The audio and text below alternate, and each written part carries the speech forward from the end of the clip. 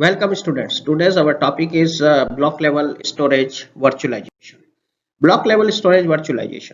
This is aggregates the block storage device elements and enables the provisioning of virtual storage volumes at independent of the physical storage. So a virtualization layer which exists at SAN and abstract the identity of the physical storage devices and create a storage pool from the heterogeneous storage devices. So virtual volumes are created from a storage pool and assigned to the host. So instead of being the directed by the LUNs on the individual storage array, the host are directed to the virtual volumes provided by the virtualization layer.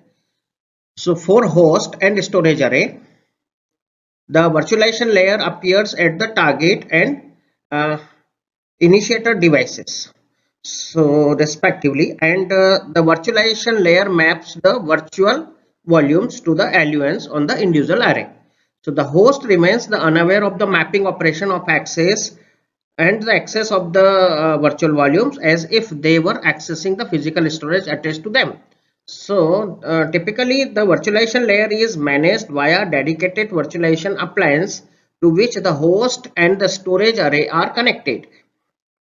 This figure is showing a virtualized environment in which two physical servers, each of has one virtual volume assigned. So these virtual volumes are used by the server, and these virtual volumes are mapped to the LUNs in the storage arrays.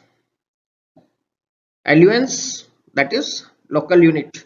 So when an IO is sent to a virtual volume, it is redirected through the virtualization layer at the storage network to the mapped LUNs, and that is depending on the capabilities of the virtualization appliances. So the architecture may allow more complex mapping between the array LUNs and the virtual volume. So block level storage virtualization enabling the extending the storage volume online to meet the application growth requirement. So it's a consolidated heterogeneous storage array that enable the transparent volume access. So block level storage virtualization is also providing an advantage of non-disruptive data migration. In the traditional SAN environment, LUNs is migrations from one array to another array is an offline event because the host needed to the updated to reflect the new array configuration.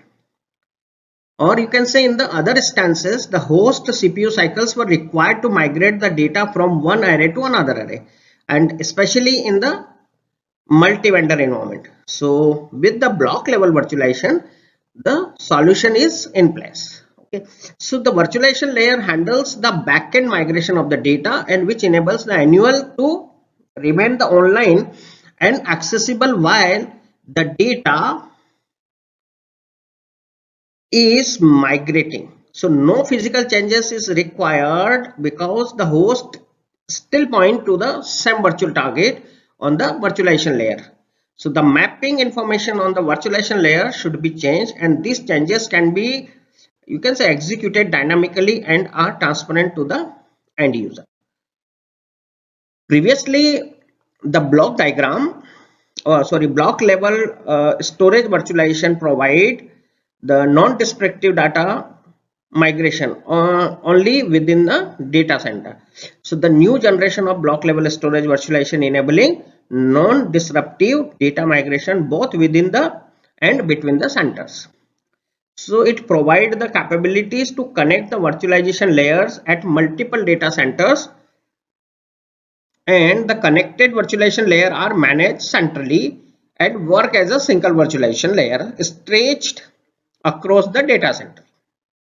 So this enabling the federation of block storage resources both within the and across the data centers.